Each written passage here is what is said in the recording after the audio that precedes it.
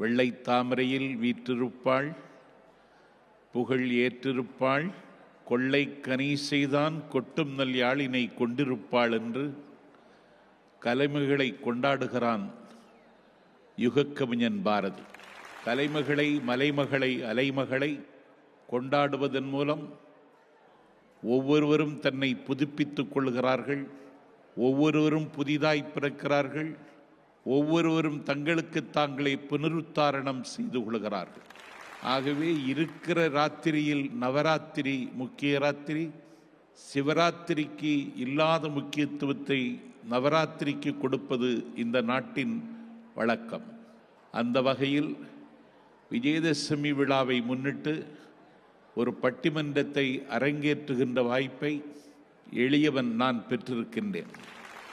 என்னோடு இந்த நிகழ்வில் கலந்து கொண்டு லாக்டவுன் வாழ்க்கையில் அதிகம் பாதிக்கப்பட்டது கணவனா மனைவியா என்ற தலைப்பை அணி செய்வதற்கு கணவனே என்ற தலைப்பில் என்னுடைய ஆசை தம்பி விஜய், என்னுடைய ஆரியூர் தம்பி டேனியல், என் அன்பு தங்கை அஸ்வினி, மனைவியே என்ற தலைப்பில் என் ஆரியூர் மகள் ஹாசினி, ஆரியூர் தங்கை டோஷிலா, என் சிந்தைக்கும் செவிக்குமெரிய தம்பி டியூடி விக்கி ஆகியோர் கலந்து கொள்கிறார். லாக்டவுன் நினைத்தாலே நெஞ்சில் நிலநடுக்கம் வருகிறது. கொரோனா கோவிட்-19 என்கிற கொள்ளை நோய் உலகத்தை இன்னும் அச்சுறுத்தி கொண்டுதான் இருக்கிறது.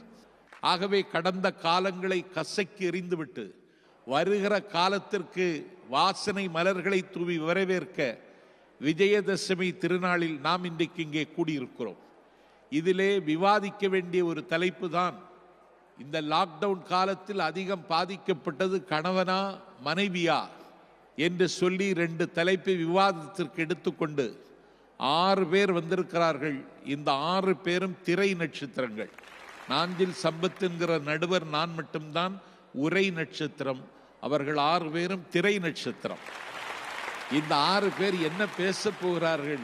லாக்டவுன் காலத்தில் பாதிக்கப்பட்டது கணவனா மனைவியா? கணவனும் பாதிக்கப்பட்டான், மனைவியும் பாதிக்கப்பட்டான்.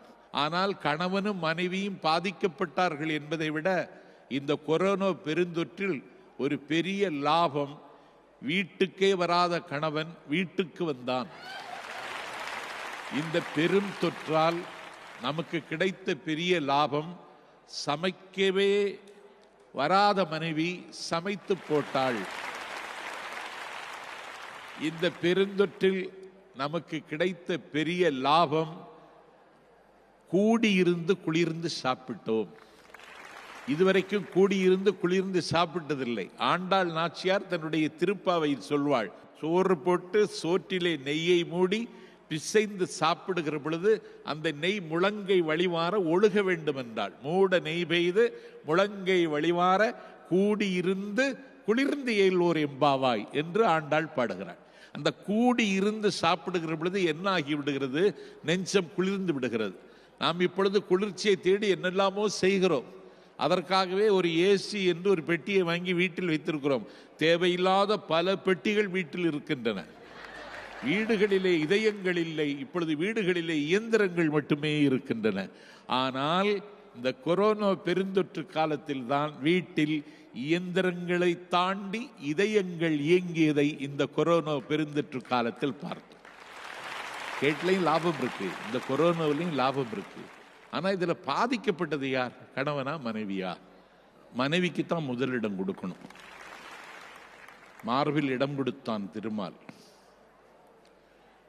இடது ஒரு பக்கத்தையே கொடுத்தான் சிவபெருமான். அதனால மனைவிக்கு தான் நவராத்திரி நாளில் முதலிடம் கொடுக்கணும்.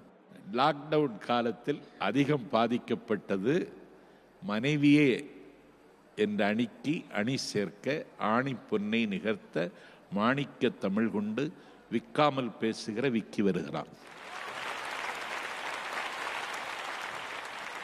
அவையோர் அனைவருக்கும் வணக்கங்கள்.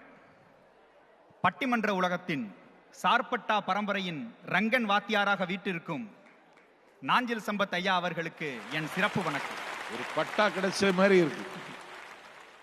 ஜீ தமிழ் தொலைக்காட்சியின் வாயிலாக இந்த பட்டிமன்றத்தில் பேசுவதில் பெருமை கொள்கிறேன். தலைப்பு ரொம்ப சிறப்பான ஒரு தலைப்பு. இந்த ஊரடங்கு காலகட்டத்தில் மிகவும் சிரமத்திற்கு உள்ளானவர்கள் யார்? கணவனா மனைவியா? நான் மனைவின்னு பேச வந்திருக்கேன். ஏன்னா நான் உண்மை பேசுறத என்னுடைய வாடிக்கையா கொண்டிருக்கேன். எனக்கு பொய் பேச தெரியாது. மனைவிக்காக பேசுகிற ஒரே கணவன் விக்கி தான். திருமணம் ஆயங்களுங்க இல்ல, எனக்கு நான் நேர்மையின் பால் நிக்கிறவன். ஏன்னா நீங்க முன்னாடி இந்த ஊரடங்கு சமயத்துல நீங்க யாருக்காவது நீங்க அழைப்பு கொடுத்தீங்கன்னா உடனே வரும், நீங்கள் நோயுடன் போராட வேண்டும், நோயாளியுடன் அல்ல அப்படின்னு வரும். ஆனா இங்க இருக்கக்கூடிய தாய்மார்கள் எல்லாத்தையும் கேளுங்களேன், வேற ஒண்ணு சொல்லுவாங்க, நோயை கூட பரவாயில்ல, நோயாளி கூட பரவாயில்ல, இந்த கணவன்மார்களோடு போராட முடியல, அந்த அளவுக்கு கொடுமையா இருக்குன்னு சொல்லுவாங்க. அந்த மாதிரியான நிலைமை தான் இன்னைக்கு ஊருக்குள்ள இருக்குது. நீங்க யோசிச்சு பாருங்க, ஒரு ஆணா பார்க்கும்போது நீங்க கேட்கலாம், என்னடா ஒரு ஆண் வர்க்கத்துல பிறந்துகிட்டு இப்படி ஆண்களுக்கு எதிராகவே பேச வர்றீ அப்படின்னு. நான் தான் சொன்னேனே, நான் நீதியின்பால் நிற்பவன். ஒரு கணவனாக இருந்தாலும் நாஞ்சில் சம்பத் ஐயாவும் நீதியின்பால் நிற்பார் அப்படின்ற நம்பிக்கை எனக்கு இருக்குது. இல்ல, ஆணாதிக்கத்தை யாரெல்லாம் எதிர்க்கிறார்களோ அவர்களெல்லாம் தான் ஆண்கள், மற்றவர்கள் எல்லாம் பெண்கள். நடுவர் அவர்களே, உங்களுக்கு பிரியாணி பிடிக்குமா? நல்லா பிடிக்கும். சுவையா இருக்கும்ல? அது மட்டன் பிரியாணின்னா நல்லா பிடிக்கும். எனக்கும் ரொம்ப பிடிக்கும். பிரியாணி ரொம்ப சுவையா இருக்கும். அதை நம்ம காசுல வாங்காம அடுத்தவன் காசுல வாங்கி சாப்பிட்றீங்களா, அது இன்னும் சுவையா இருக்கும். அதுவும் எங்க அண்ணன் விஜய் கையில வாங்கி சாப்பிடுங்களேன், அவர் வாங்கி கொடுத்து வாங்கி சாப்பிடுங்களேன். அவரை பத்தி சொல்லணும். உங்களை ரங்கன் வாத்தியார்னு சொல்லிட்டு அவரை சும்மா சொல்லக்கூடாதுல. எதிரணியின் டான்சிங் ரோஸ் அன்பிற்குரிய விஜய் அண்ணன் இருக்காரு. அவர்கிட்ட ஆனா நம்ம கேட்டோம்னா பிரியாணி வாங்கி தர மாட்டாரு.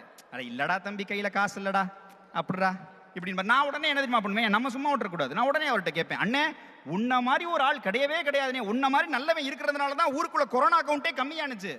இன்னைக்கு நீ பாத்தீங்கன்னா அடுத்த எம்ஜிஆரே நீ தானே. யார் இவரு? அடுத்த எம்ஜிஆர். ஆனா இவரும் வெக்கமே இல்லாம சரின்னு ஜீ தமிழ் சர்வைவாவுக்குள்ள நீ இருக்க வேண்டியவன யாராடா இருக்கணும்? பெசன் நகர் ரவியா இருக்கணுமா, இல்ல இதுக்கு நம்ம நந்தாவா இருக்கணுமா, இல்ல அர்ஜுனுக்கு பதிலே நீ தானே அதை தொகுத்து வழங்கணும். இப்படிலாம் நம்ம பேசணும்னா உடனே கேட்பாரு, என்னடா பிரியாணி சாப்பிடுவோமா, மட்டன் பிரியாணியா, சிக்கன் பிரியாணியா, அந்த இடத்துக்கு தான் வருவார். இப்ப எப்படியாவது ஒருத்தனை போட்டு புகழ்ந்துகிட்டே இருக்கிறோம்னா எதுக்கு? அவன் தலையில மிளகா அரைக்க போறோம்னு அர்த்தம்.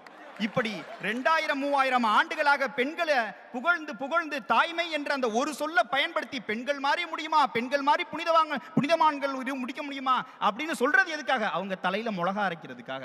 இதை நம்ம சிந்திச்சு பார்க்கணும்.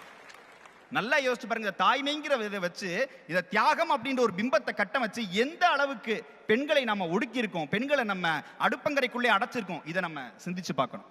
நடுவர் அவர்களே, எங்க அக்கா டொஷிலா அக்கா இருக்காங்கல்ல, அவங்களுக்கு ஒரு வாழ்த்து சொல்லிருங்க. அவங்க 4வது பாஸ் பண்ணிட்டாங்க. அப்படியா? ஆமா. அவங்க பையனுக்கு ஆன்லைன் எக்ஸாம் இவங்க தான் எழுதுனாங்க, 4வது பாஸ் பண்ணிட்டாங்க. ஊருக்குள்ள இன்னைக்கு ஆன்லைன் எக்ஸாம் எழுதுறது எல்லாருமே தாய்மார்கள் தான். அம்மாக்கள் மட்டும் தான் எழுதிக்கிட்டு இருக்காங்க. இந்த எக்ஸாம்னாலே நம்ம பையனுக்கு அலண்டடிச்சு ஓடிடுவாங்க. எனக்கு திடீர்னு சில நேரம் தூங்கிக்கிட்டு இருக்கும்போது ஒரு கனவு வரும் நடுவர் அவர்களே. அடுத்த நாள் காலையில பிசிக்ஸ் பரீட்சை. பிசிக்ஸ் வாத்தியார் கையில கம்போட நிக்கிறாரு. நான் பிசிக்ஸ் பரீட்சைக்கு படிக்கல. ஐயோ எந்திரிச்சா என்ன ஆகுமோ, பரீட்சை பேப்பர் எழுதாம கொடுத்தோம்னா வாத்தியார் என்ன பண்ணுவார், படக்குன்னு எந்திரிச்சதுக்கு அப்புறம் ஐயோ நம்ம ஸ்கூல் எல்லாம் முடிச்சிட்டோம், காலேஜ் எல்லாம் முடிச்சிட்டோம், மறுபடியும் பிசிக்ஸ் எக்ஸாம் எழுத போறது கிடையாது அப்படின்ற ஒரு பயம் வரும். அதுதான் இந்த எக்ஸாம்ங்கிறது. நான் படிக்கிற காலத்துல பிசிக்ஸ் வாத்தியார் செத்தது மாதிரி எல்லாம் கனவு. இங்க பிசிக்ஸ் இந்த எக்ஸாம்ங்கிறத பார்த்தோம்னா அவ்வளவு பயம் வரும். ஆனா எங்க அக்காவை பாருங்க, பட்டிமன்றத்துக்கும் ப்ரிப்பேர் பண்ணிட்டு பிள்ளைக்கு எக்ஸாமுக்கும் நைட்டு கண்ணு முழிச்சு படிச்சுக்கிட்டு எவ்வளவு கஷ்டப்படுறாங்க. பெண்கள் எப்படி கஷ்டப்படுறாங்கிறதுக்கு எங்க அக்கா ஒரு பெரிய சான்று. நீ சொல்லி கொடுத்தாதான் அந்த குழந்தை நல்லா படிக்கும், நீ வளர்த்தாதான் புள்ளையா வளரும், இல்லைன்னா புளியங்காவா வளர போதா? கிடையாது. அப்ப இந்த ஆன்லைன் கல்வியை பெண்கள் தான் கற்றுக் கொடுத்தாங்க. ஆமா, இன்னைக்கு அப்படித்தானே கத்து கொடுத்துட்டு ஆன்லைன் கல்வியை பெண்லைன் கல்வின்னு மாத்திடுவோமே. இந்த லாக்டவுன்ல 1000 தப்பான விஷயங்கள் நடந்துச்சு, 1000 கொடுமையான விஷயங்கள் நடந்துச்சு. ஆனா ஒரே ஒரு நல்ல விஷயம் என்ன தெரியுமா நடந்துச்சு? இவங்க வேலைக்கு போய் என்ன பண்ணாங்கன்னு நமக்கு தெரிஞ்சிருச்சு. ஒர்க் ஃப்ரம் ஹோம்னு வீட்டில் இருந்தாங்கல்ல, எங்க அண்ணன் எல்லாம் முன்னாடி போகும், 10 மணிக்கு ஆஃபீஸ்க்கு போகும். வந்த உடனே அப்படியே டயர்டா, இந்தாமா எங்க அண்ணியை பார்த்துட்டு, இந்தாமா போய் காஃபி எடுத்துட்டு வா, ரொம்ப டயர்டா இருக்கு அப்படின்னு அப்படி சோஃபால உட்காரும். சரிங்களா? இந்த ஒர்க் ஃப்ரம் ஹோம்னு சொல்லி வீட்டில் இருக்கும்போது தான் தெரிஞ்சு காலையில 10 மணிக்கு என்ன வேலை பார்க்குறாங்க. நானும் பார்த்தேன். லேப்டாப்பை ஓப்பன் பண்றாங்க, யூடியூப் வீடியோ பார்க்க ஆரம்பிக்கிறாங்க. 1 மணி வரைக்கும் யூடியூப் வீடியோ பார்க்குறாங்க. பார்த்துக்கிட்டு இருக்கும்போதே டயர்ட் ஆயிடுறாங்க, லஞ்சுக்கு போயிடுறாங்க. திருப்பி 2 மணிக்கு வந்து ஃபேஸ்புக் போயிடுறாங்க, ஏன்னா யூடியூப் போர் அடிச்சிருச்சு. ஃபேஸ்புக் போறாங்க, அதுக்கப்புறம் இன்ஸ்டாகிராம் போறாங்க, மறுபடியும் அதே மாதிரி மூடி வச்சுட்டு எப்பா ஒரே டயர்டாகிட்டே இதைத்தான் இத்தனை நாளா பண்ணிட்டு இருந்தியா. அந்த ரியாக்ஷனை பார்த்தோன்னே எனக்கு மறந்து ஞாபகம். இதுக்கும் சம்பளம் கொடுக்குறானே. ஆமா, நாளா மேனேஜர் வந்தா 3 மாசத்துல துரத்தி விட்டுருப்பேன் இவங்க எல்லாம். அந்த மாதிரி இங்க சிக்கல் பண்ணிட்டு இருக்கானுங்க. அது மாதிரி திடீர்னு இங்க பாத்தீங்கன்னா இங்க சமையல் அறையிலேயே இருந்து அந்த அக்னிக்குள்ள இருந்து வெந்து தணிந்தவர்கள் தான் நம்மளுடைய பெண்கள். அதை நம்ம மறுக்கவே முடியாது. நல்லா கவனிச்சீங்கன்னா முன்னாடியெல்லாம் அந்த ஊரடங்குக்கு முன்னாடி பெண்கள் ஒரு குழம்பு வைப்பாங்க. எங்க அம்மாலாம் காலையில இட்லிக்கு வச்சுப்போம், அதையே கட்டி மத்தியானம் கொடுத்து விட்டுருவாங்க. நைட்டு அதையே வச்சு தோசை சாப்பிடுவோம். மிச்சம் இருந்துச்சுன்னா அதை அப்படியே ஃப்ரிட்ஜில் வச்சு அடுத்த நாள் காலையிலையும் கொடுத்துருவாங்க. சிக்கனம் தானே எதுக்கு அடுத்தாலும் அது அப்படின்னு சொல்லி பண்ணிட்டு இருந்தாங்க. ஆனா இப்போ இவங்க வீட்டில் இருந்துக்கிட்டு 10 மணிக்கு ஒரு சாப்பாடு, 11 மணிக்கு அம்மா கட்லெட் கிடைக்குமா, கட்லெட் இல்லை அப்போ பருப்பு வடையா போட்டுருங்க, தப்பு கிடையாது, டீயா காஃபியா அப்படின்பாங்க. டீ எடுத்துட்டு வந்தோம்னா காஃபி கேட்பாங்க, காஃபி எடுத்துட்டு வந்தா டீ கேட்பாங்க. சரி ரெண்டையுமே ஃப்ளாஸ்கில் போட்டு வச்சுட்டாங்கன்னா கிரீன் டீ இல்லை லெமன் டீ கிடைக்குமா, அதையும் வாங்கி வச்சாச்சு. ஒரு டிப்பு மாதிரி வாங்கி வச்சாச்சு, வெண்ணி தண்ணியில் போட்டு தர்ற மாதிரி எல்லாம் இருக்குது. இன்னைக்கு எதை கேட்டாலும் கொடுத்துலான்னு நினைக்கும் போது ஹைபிஸ்கஸ் டீ இருந்தால் நல்லா இருக்கும். இந்த ஹைபிஸ்கஸ் ரோசா சைனன்சிஸ்னா அது பேர் செம்பருத்தி பூனே தெரியாத மடையன்கள்லாம் இன்னைக்கு ஹைபிஸ்கஸ் டீ இருந்தால் தான் குடிப்பேன் நிற்கிறத பார்க்கும்போது தான் அவர்களை வயிறு எரியுது. எந்த அளவுக்கு கொடுமைப்படுத்துறதுன்னு ஒன்று இருக்குல்ல. அப்படியே போறாங்க. 1 மணிக்கு சாப்பாடு, 3:30 மணிக்கு ஸ்நாக்ஸ், சாயங்காலம் 6:30 மணிக்கு இந்த ஊரடங்குல அப்படியே மேகங்கள்லாம் வந்து அப்படியே காரிருள் சூழ்ந்துச்சுன்னா இளையராஜா சாங் கேட்கலாம்னு இருக்கேன், மழை வரப்போது, சூடா போண்டா கிடைக்குமா, இதை சாப்பிட்டுட்டு 8 மணிக்கு வேற இன்னொரு சாப்பாடு சாப்பிட்டு படுத்துங்கிறாங்க. எப்படி முடியுதுன்னே தெரியல. கிட்டத்தட்ட 24 மணி நேரங்கள்ல 10 மணி நேரம் பெண்களை கிட்டத்தட்ட அடுப்படையில் நம்ம சிறையா வச்சிருந்தோம்னா அதுதான் இந்த ஊரடங்கில் அவர்களுக்கு நாம கொடுத்த பரிசு. இதை நம்ம யாரும் மறுக்க முடியாது. நடுவர் அவர்களே, ஐநா சபையில ஜினத் அஸ்கோனா அப்படின்ற ஒரு ஆய்வாளர் ஒரு ஆய்வு நடத்துறாரு. அந்த ஆய்வினுடைய முடிவில் என்ன சொல்றாருன்னா, கடந்த 22 ஆண்டுகளாக வறுமை ஒழிப்பு அப்படிங்கிறத நோக்கி தான் நம்ம நடந்து போய்கிட்டு இருந்தோம். வறுமையானது குறைஞ்சிக்கிட்டு இருந்துச்சு, வேலை இல்லா திண்டாட்டம்ன்றது குறைஞ்சிக்கிட்டு இருந்துச்சு. ஆனா இந்த கொரோனா காலகட்டத்தில் மீண்டும் அது எல்லாமே வளர ஆரம்பிச்சிருச்சு, அதிகரிக்க ஆரம்பிச்சிருச்சுன்னு சொல்றாரு. நீங்க உடனே வரலாம், ஆண்களும் பெண்கள் 2 பேருக்கும் தானே வேலை இழப்பு வருது, 2 பேருக்கும் தானே வறுமை அப்படின்னு நீங்க கேட்கலாம். உடனே அடுத்த வரியில் அவர் சொல்றாரு, இதில் முக்கியமாக பாதிக்கப்பட்டவர் பெண்கள் அப்படின்னு சொல்றாரு. பெண்களுக்கு மட்டும்தான் இந்த சமூகத்தில் அதிகமான அளவுல வேலை இழப்புன்றது இருக்குதுன்னு உலக அளவுல சொல்றாங்க. இந்திய அளவுல பார்க்கும்போது கடந்த 15 ஆண்டுகளாகவே இங்க இருக்கக்கூடிய பெண்களுக்கான வேலை இழப்பு அப்படின்றது இருந்துகிட்டு தான் இருந்திருக்கு. இங்க சமூகத்தில் பார்த்தோம்னா ஒரு தொழில்துறைன்னு எடுத்துக்கிட்டோம்னா 2000ஆவது ஆண்டு 25 விழுக்காடு இருந்த பெண்களுடைய பங்கு 2019 20 விழுக்காடாக குறைஞ்சிருக்குது. எதுக்கு முன்னாடி? கொரோனாவுக்கு முன்னாடி.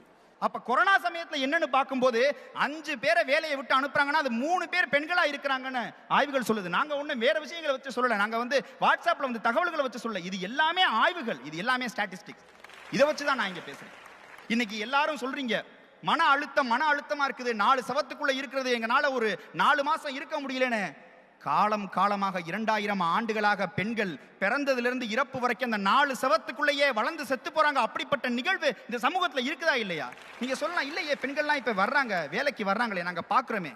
இந்தியாவில் நீங்க பார்க்கக்கூடிய IPL மேட்சும் IT செக்டாரும் கவர்மெண்ட் ஜாபும் மட்டும் இந்தியா கிடையாது. இது வெறும் 20 விழுக்காடு இருக்கக்கூடிய ஒரு சங்கதி தான். இது மக்கள் தொகையாக பார்க்கும்போது 20 விழுக்காடு தான். 80 விழுக்காடு கிட்ட நீங்க பார்க்காத ஒரு இந்தியா இருக்குது. அந்த இந்தியா எந்த நிலைமையில இருக்குதுன்றத நம்ம பார்க்கணும். இந்த மாதிரியான ஒரு சமூக கட்டமைப்புல இருந்து ஊரடங்கு முடியட்டும், ஊரடங்கு முடிந்து புதிய உலகம் பிறக்கட்டும், அந்த புதிய உலகமானது பெண்களுக்கானதாக அமையட்டும். நன்றி, வணக்கம். எடுத்த எடுப்பிலேயே எவரெஸ்டில் எட்டியிருக்கிறான் தம்பி டியூட் விக்கி. வேலை இழந்தவர்கள் ஆண்களை காட்டிலும் பெண்கள் தான் என்று புள்ளி விவரம் சொல்லுகிறது என்றான். விக்கிக்கு சொல்லுகிறேன், நிலைமை தலைகீழாக மாறி வருகிறது. கிருஷ்ணகிரியில் இருசக்கர வாகன தொழிற்சாலை ஒன்று உதயமாக போகிறது. பெண்கள் மட்டுமே வேலை பார்க்க 10,000 பெண்களை தேர்ந்தெடுக்கப் போகிறார்கள் என்கிற செய்தி இப்போது வந்திருக்கிறது. ஆகவே காலம் எல்லா விலங்குகளையும் உடைக்கும், காலம் எல்லா வேதனைக்கும் முற்றுப்புள்ளி வைக்கும். ஆனால் பெண்கள் தான் என்று சொன்னால் பெண்கள் அதற்காகவே படைக்கப்பட்டவர்கள். பெண்களுக்கு மட்டும்தான் அந்த தன்னம்பிக்கையும் தைரியமும் இருக்கிறது. இல்லை, கணவனே இந்த லாக்டவுன் காலத்தில் அதிகம் பாதிக்கப்பட்டான் என்று பேசுவதற்கு அஸ்வினி வருகிறாள். அன்னை தமிழாம் அருந்தமிழை அனைவரும் விரும்பும் தமிழாக்கி, தமிழர் அனைவரையும் ஒரே நிறையாக்கி, புதுமைகள் படைத்திட புது உலகம் பிறந்திட உங்கள் முன்னால் நான் கோ அஸ்வினி. இவ்வளோதான் தமிழே. இதுக்கப்புறம் நீங்கள் என்கிட்ட அவளை எதிர்பார்க்க முடியாது. அதாவது இதுக்கு முன்னாடி பேசினவர் வீரவசமாக நிறைய விஷயங்கள் பேசினார், பெண் விடுதலைக்காக பேசினார். 2000 வருஷமாக அவங்க லாக்டவுனில் இருந்தாங்க, அவங்களுக்குலாம் யார் பேசினா அப்படின்னு சொல்லிட்டு யூடியூப் ஞாபகத்திலே பேசிட்டீங்க. தலைப்பை நீங்கள் இன்னும் சிறப்பாக புரிஞ்சுக்கல அப்படின்னு நான் நினைக்கிறேன். லாக்டவுன் வாழ்க்கையில் அதிகம் பாதிக்கப்பட்டது கணவனா மனைவியான்றதுதான் டாபிக். அதுல வந்து பாத்தீங்கன்னா 2000 வருஷமா வந்து அவங்க நம்மள வந்து அவங்க லாக்டவுன்ல இருந்தாங்க அப்படிலாம் சொன்னாலும், இந்த லாக்டவுன் போட்ட 6 மாசத்துல இல்லத்தரசிகளா தான் இருந்தாங்க. அந்த ஆண்மகன்கள் தான் வந்து ஆண்டிகளா மாறினாங்க. அது யாராலையுமே வந்து மறுக்க முடியாத உண்மைதான். அதை தான் நானும் வந்து பதிவு பண்ணும் அப்படின்றது வந்திருக்கேன். ஸோ இந்த லாக்டவுன் வாழ்க்கை அப்படின்னு எடுத்துக்கிட்டோம் அப்படின்னா, ஒரு கணவனுடைய வாழ்க்கை எப்படி இருந்திருக்கு அப்படின்னா, அது ஒரு இலக்கிய வரலாறு மாதிரி, இல்லை ஒரு வரலாற்று இயல்பு மாதிரி அதை நம்ம வந்து பிரிச்சுக்கலாம். லாக்டவுனுக்கு முன், லாக்டவுனுக்கு பின் அப்படின்னு சொல்லிட்டு. அதாவது வந்து லாக்டவுனுக்கு முன்னாடி மாசா கெத்தா ஓஹோன்னு இருந்த கணவன்மார்கள் எப்படி லாக்டவுனுக்கு அப்புறமா வந்து பார்த்தீங்கன்னா, ஏன் சோக கதையை கேளு தாய் குலமேன்னு மாறினாங்க அப்படின்றது தான் இந்த கதை. ஸோ இந்த லாக்டவுன் அப்படின்னு ஒரு விஷயம் அனௌன்ஸ் பண்ண உடனே வந்து பார்த்தீங்கன்னா, இந்த கணவன்மார்களுடைய பதட்டம் எப்படி இருந்தது அப்படின்னா, இந்த மும்பை அணி இருக்காங்க இல்லையா, இந்த T20 லீக் மேட்ச் எல்லாம் வந்து இப்போ நம்ம இந்தியாவில் நடக்கலன்னு வச்சுக்கோங்க. பட் இந்தியாவில் வந்து அவங்க சென்னை அணியை ஃபேஸ் பண்ணுறாங்க அப்படின்னா, இந்த சேப்பாக் ஸ்டேடியம்க்கு வரும்போது ஒரு பயம், பதட்டம், ஒரு பயங்கரமான கலக்கலான ஒரு சிச்சுவேஷன்ல அவங்க வருவாங்க. அந்த கலக்கம் ஆண்கள்மார்களுக்கு இருந்தது, கணவன்மார்களுக்கு இருந்தது அப்படின்றதுல எந்த ஒரு மாற்று கருத்துமே கிடையாது. காரணம் என்ன அப்படின்னா, வீடு அப்படின்றது வந்து மனைவிகளுடைய ஹோம் கிரவுண்ட். அவங்க என்ன முடிவு பண்றாங்க, அவங்க என்ன சமைக்கிறாங்க, அவங்க என்ன பண்றாங்கன்றது அவங்க தான் முடிவு எடுப்பாங்க. என்னைக்கு வந்து கணவன் சொன்னதை அவங்க கேட்டிருக்காங்க? கணவனே அங்க வந்து ஒரு விசிட்டிங் ப்ரொஃபசர் மாதிரி தான். வருவாரு, சம்பாதிப்பாரு, ஏமா இதம்மா காசுமா அப்படின்னு கொடுப்பாரு, போவார், அவ்வளவுதான். சரி, இந்த லாக்டவுன்ல என்னெல்லாம் அவங்களுக்கு அவலங்கள் நடந்ததுன்றத ஒன்னொன்னா பார்ப்போம். முதல் விஷயம், இந்த லாக்டவுன் போட்டோன்னே நம்ம அரசாங்கம் சொன்னாங்க, அத்தியாவசியம் வாங்குறதுக்கு வீட்டுக்கு ஒருத்தர் வந்து வெளியில போலாம், தேவையான காய்கறிகள், பொருட்கள், அத்தியாவசியங்களை மட்டும் வாங்கலாம் அப்படின்னு.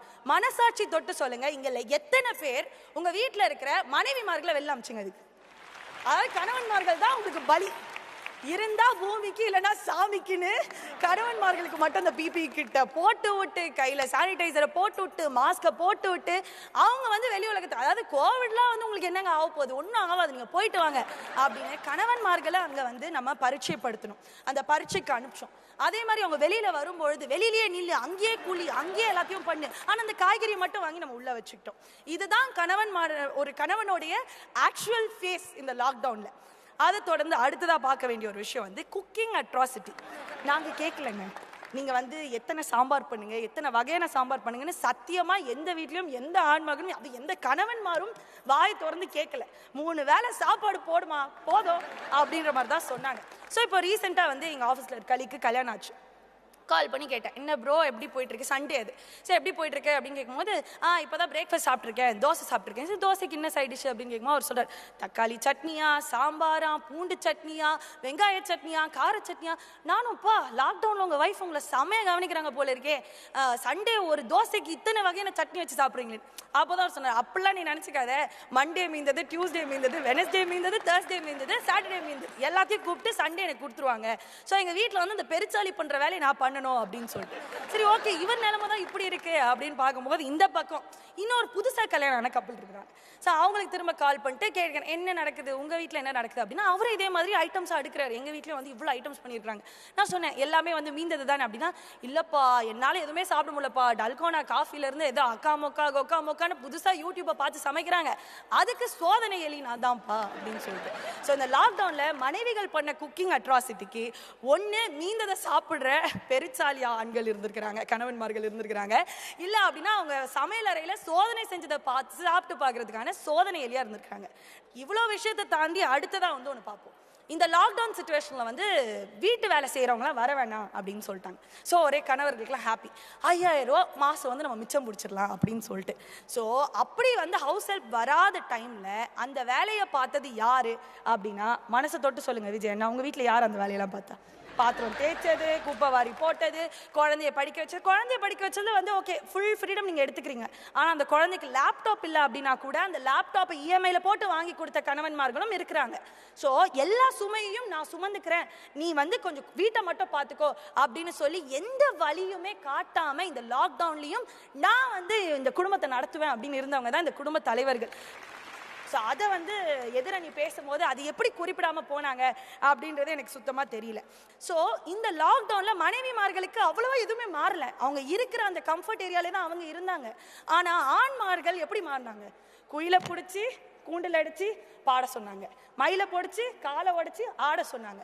ஸோ அவங்களுடைய ஒரு கம்ஃபர்ட் ஜோன்ல இருந்து அவங்களை எடுத்து கொண்டு போய் நீங்க ஒரு இடத்துல போட்டு அங்கேயும் நீ சிரிச்சுட்டே இரு, புன்னகையோட இரு, நீ வந்து கத்தாதீங்க, எதுக்கு திட்டுறீங்க, பையனுக்கு ஆன்லைன் கிளாஸ் போகுது அப்படின்னு அப்பாக்களை அதட்டின அம்மாக்கள் தான் இருந்தாங்களே தவிர அம்மாவுடைய மரியாதையை எந்த இடத்துலையும் எந்த அப்பாவும் குறைக்கல. அண்ட் இவ்வளத்தையும் தாண்டி அவங்களுக்கு கிடைச்ச பேர் என்ன, நீங்கள் சும்மா தானே இருக்கீங்க வீட்டில், ஒர்க் ஃப்ரம் ஹோம் தானே, என்ன பெருசாக பண்ணிட்டீங்க அப்படின்றது தான். ஆல் தட் பீயிங் செட், கடைசியாக நான் வந்து எனக்கு ரொம்ப பிடித்த ஒரு பாடலோட சில வரிகள் சொல்லிட்டு நான் முடிச்சிடுறேன். இதயத்தில் இடி, கண்களில் மழை, ஆனால் உதட்டிலோ சிரிப்புடன் உலாவிக் கொண்டிருக்கும் அந்த உத்தம ஆண்களை கொண்டாடாவிட்டாலும் பரவாயில்லை, தயவு செய்து ஏளனம் செய்யாமல் இருங்கள். இந்த லாக்டவுனில் குடும்பத்திற்காகவும் சமுதாயத்திற்காகவும் நாட்டிற்காகவும் தங்களது உடைமைகளை, உயிரை, வேலையை இழந்தாலும் தன்னம்பிக்கையுடன் பிரச்சனைகளை எதிர்கொண்ட ஆண்களுக்கு ஒரு பெரிய சல்யூட். கண்டிப்பா இந்த லாக்டவுன் வாழ்க்கையில் அதிகமாக பாதிக்கப்பட்டவர்கள் ஆண்மகன்கள். அற்புதம். அஸ்வினி கணவர்களுக்காக இவ்வளவு போராடி இருக்கிறாள். அவளுக்கு ஒரு நல்ல கணவன் கிடைக்க இந்த விஜயதசமி நாளில் வாழ்த்துகிறேன்.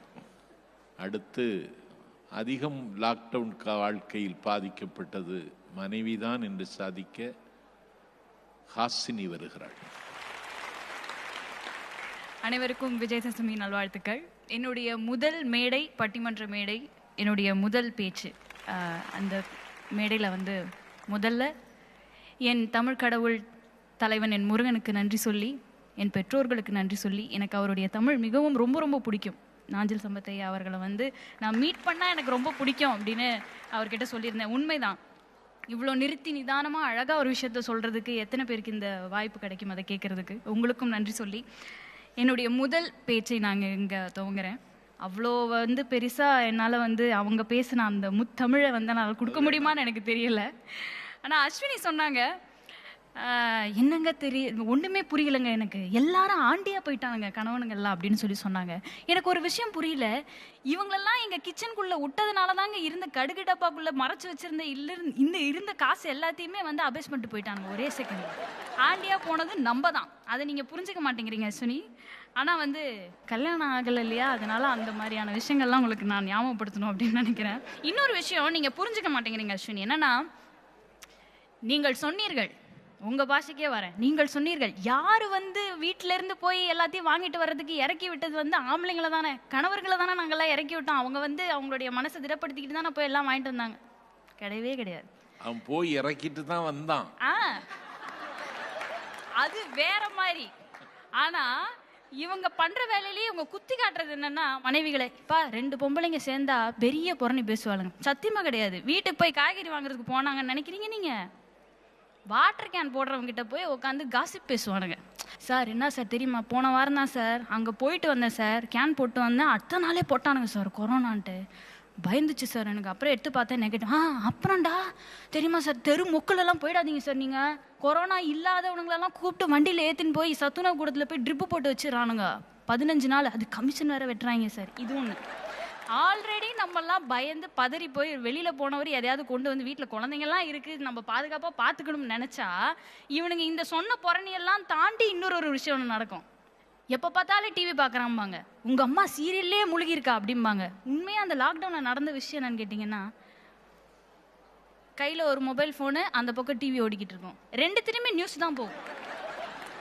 திடீர்னு அங்கேருந்து என்ன இவர் ஃபோனையும் பார்க்குறாரு டிவியும் பார்க்குறாரு, என்ன பிரச்சனைன்னு தெரியலேன்னு. அது வேற சேனல், இது வேற சேனல். எதுக்கு? இல்லை அதில் கவுண்ட் அவன் கரெக்டாக கொடுத்துருக்கானான்னு தெரியல, கொரோனாவால் பாதிக்கப்பட்டவர்களுடைய கவுண்ட் இந்த கவுண்ட்டு கரெக்டாக இருக்கா அப்படின்னு இந்த பீதியை கலப்புவாங்க. இது மட்டும் கிடையாது, அவன் ஏற்கனவே 2 சேனல் மெயின்டைன் பண்ணவன் தான். இதுக்கு அடுத்ததா 5000 ரூபா மிச்சம் படுத்துறாங்கன்னு வர சொன்னீங்க அஸ்வினி. பாடா, வேலைக்காரமா வந்து வீட்டுக்கு வரல, அதனால 5000 ரூபா நான் மிச்சம் படுத்துறேன். அந்த 5000 ரூபா போற மாதிரி போய் இவங்க சீடி திங்கிறதுலே போயிருதே.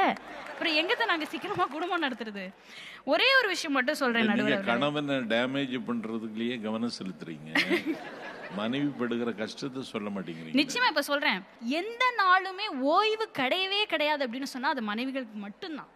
ஏன்னா வாரத்துல சண்டே கிடையாது, எந்த ஒரு ஃபெஸ்டிவலாக இருந்தாலும் அந்த ஃபெஸ்டிவலுக்கு இப்போ விஜயதசமிக்கு கூட இதுக்கு முன்னாடி வந்து இந்த 9 நாட்கள் வந்து அவங்க செய்ய வேண்டிய விஷயங்கள் எல்லாத்தையும் செய்ய வேண்டியது, வீட்டில் இருக்கிறவங்களுக்கு எல்லாருக்கும் வெத்தலை பாக்கு வச்சு கொடுக்க வேண்டியது ஒரு மனைவியினுடைய ஒரு கடமை. அந்த ஃபெஸ்டிவலுக்கு பண்ணுறது தான். இது ஆம்பளைங்க செஞ்சிட முடியுமா? முடியாது. அவ்வளோ பெரிய பொறுப்பில் இருக்கக்கூடியவங்க மனைவிமார்கள் தான் நிச்சயமாக. நான் இந்த நேரத்தில் வந்து வடிவேல் சார் அவருடைய காமெடி ஞாபகப்படுத்த விரும்புகிறேன். ஒரு படத்தில் அவர் சொல்வார், டார்லிங் டெலெக்ஸ், நம்ம ரொம்ப நாள் கழித்து வெளியே வந்திருக்கோம், கொஞ்சம் சிரிச்சுக்கிட்டு இருங்களே அப்படின்வாங்க.